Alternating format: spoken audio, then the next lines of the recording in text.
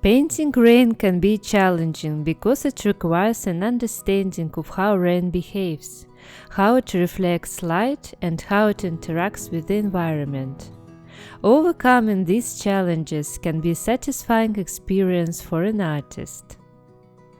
Rain can create a unique atmosphere, and capturing this mood in a painting can be a rewarding experience. But how to create a feeling of rain in watercolor? How to express the raindrops smoothly falling from the sky? Would you like to know how fast you have to paint the scenery before the paper dries up, and how to avoid the cauliflower effect?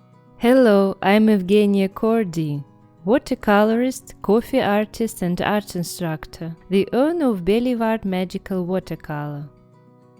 As a professional artist, I daily use the magic of watercolor techniques, and I'm grateful that my watercolors and coffee artworks are in private collections all over the world.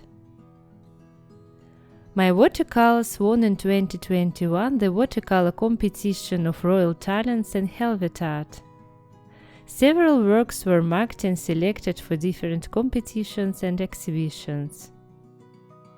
I started to paint when I was a child, and over the years exploring watercolor techniques, I began to share watercolor tutorials and process videos on YouTube and Instagram.